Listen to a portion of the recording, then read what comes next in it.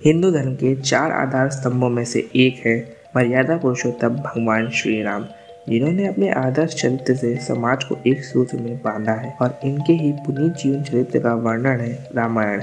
वैसे तो आपने TV serials, movies, web series में रामायण को तो कई बार देखा होगा और बचपन में भी रामायण से जुड़ी कहानियों और किस्सों को भी सुना होगा, लेकिन इसके बाद भी कुछ ऐसी कथाएं हैं जो रामायण से अप्रत्यक्ष या प्रत्यक्ष रूप से जुड़ी हुई है, लेकिन शायद आप में से बहुत कम ही लोग इन कथाओं के बारे में जानते होंगे। रामायण से जुड़ी अनसुनी कहानियों की तो कोई कमी नहीं है, लेकिन इनमें से ज्यादातर कहानियां विकृत होती गई हैं। आज तक रामायण के 300 से भी ज्यादा वर्जन लिखे जा चुके हैं, लेकिन इनमें से सबसे शुद्ध आदि कवि महर्षि वाल्मीकि द्वारा रचित रामायण को ही माना जाता है। लेकिन फिर भी कई ऐसी लोकप्रिय कथाएं हैं जो वाल्मीकि रामायण में ना होते हुए भी काफी प्रसिद्ध है और कुछ ऐसी भी जो बिल्कुल अनजान है। और ऐसी ही 3 अनसुनी कथाओं के बारे में आज मैं आपको बताने वाला हूँ। So let's start the video.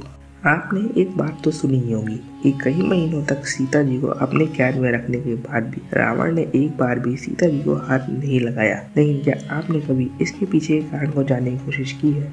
तो चलिए मैं ही आपको इसके पीछे की वजह के बारे में बता देता हूँ। दरअसल एक बार रावण स्वर्ग पर अपना अधिकार स्थापित करने के लिए जाता है और वहाँ उसे रंभा नाम की एक अप्सरा दिखाई पड़ती है। रंभा को देखते ही रावण प्रेमावेश में आ जाता है और उसके हाथ को पकड़ लेता है। तब रंभा उससे कहती है कि वह उसके बड़े भाई कुबेर के पुत्र नल कुबेर से मिलने जा रही है, इसलिए वह रावण की पुत्रवती के समान है। लेकिन रावण उसकी बात को अनसुना करके उसके साथ दुराचार करने लगता है। यह बात जब नल कुबेर को पता चलती है तो वह अत्यंत क्रोधित होता है और रावण को श्राप दे देता है कि जब भी वह किसी स्त्री की इच्छा के बिना उसे स्पर्श करेगा तो उसका मस्तक 100 टुकड़ों में बट जाएगा। इस कथा का विस्तार से उल्लेख वाल्मीकि रामायण के उत्तराखंड के अध्याय 26 के श्लोक 39 में मिलता है।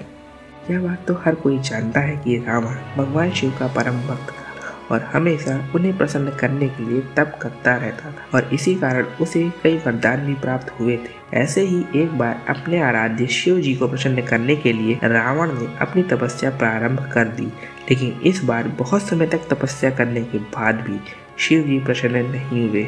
तो रावण ने उन्हें प्रसन्न करने के लिए एक नया तरीका अपनाया और अपने सिर को ही काटकर शिव जी को अर्पित कर दिया। लेकिन सिर काटने के कुछ देर बाद ही उसका सिर फिर से जुड़ गया, क्योंकि उसके पास अमरत्व था। इसके बाद उसने फिर से अपना सिर काट दिया, लेकिन उसका सिर दोबारा जुड़ गया। इस तरह उसने एक एक करके 10 बार अपने सिर को काटा, पर हर बार उसका सिर जुड़ जाता। रावण की इस तपस्या को देखकर शिव जी प्रसन्न हो गए और उन्होंने वरदान के साथ ही साथ उसे 10 सिर भी प्रदान कर दिए।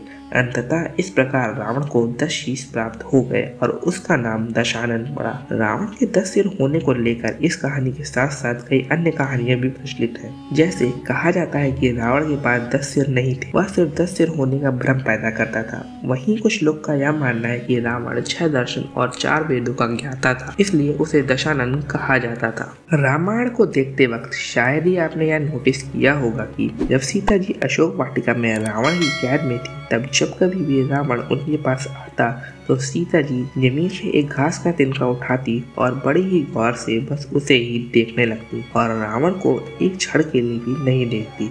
रावण उनके इस व्यवहार से परेशान हो जाता और उनसे इसके पीछे के कारण को पूछता, लेकिन इसके पीछे के वास्तविक कारण के बारे में हमें आज तक कभी नहीं बताया गया है। तो दोस्तों, इसके पीछे का कारण जानने के लिए हमें उस समय में जाना होगा जब अयोध्या में सीता जी का नववधू के रूप में आगमन हुआ था। सीता जी रघुकुल की एक नई वधू के रूप में अयोध्या के राजमहल में आती हैं और सभी उपस्थित लोगों के लिए एक मीठे पकवान के रूप में खीर बनाती हैं और सभी को परोसती हैं। तभी वहाँ पर तेजी से एक हवा का झोंका आता है। सभी लोग अपनी अपनी पत्तल को संभालते हैं, लेकिन दशरथ जी की खीर में हवा के कारण एक छोटा सा घास का टुकड़ा आकर गिर जाता है। सीता जी उस तिनके को देख लेती हैं, लेकिन अब अगर वह खीर से वह तिनका निकालती हैं तो वह सबकी नजरों में आ जाएगी, इसलिए उन्होंने संकोचवश तिनके को हाथ न लगाकर बस दूर से ही उस तिनके को घूरकर देखा और उनके देखने मात्र से ही वह तिनका जलकर राख का एक छोटा सा बिंदु बनकर रह गया। सीता जी को लगा कि किसी ने इस पर ध्यान नहीं दिया, लेकिन राजा दशरथ सब देख रहे थे। फिर भी वह चुप रहे और सबके जाने के बाद अपने कक्ष में चले गए और सीता जी को वहां बुलाया और उनसे कहा, मैंने आज भोजन के समय आपके चमत्कार को देख लिया है। आप तो साक्षात जगत जननी का दूसरा रूप है। और इतना कहने के बाद राजा दशरथ ने उन्हें एक वचन दे दिया कि जिस नज़र से आज आपने उस तिनके को देखा था, उस नज़र से आप अपने शत्रु को भी नहीं देखेंगी। और इसी वजह से सीता जी ने कभी रावण को नहीं देखा। यदि वह चाहती तो रावण को उसी समय भस्म कर देती, परंतु दशरथ जी के वचन के कारण उन्होंने ऐसा नहीं किया। तो दोस्तों, क्या आपको इन कहानियों और कथाओं के बारे में पहले से पता था? कमेंट करके जरूर बताइए। तो आज के लिए बस इतना ही। वीडियो अच्छी लगी तो वीडियो को लाइक कर दे, चैनल को सब्सक्राइब करके उस बेल नोटिफिकेशन को ऑल पर सेट कर दे, क्योंकि मैं ऐसे ही ऑसम वीडियोस बनाता रहता हूँ। And thank you so much for watching.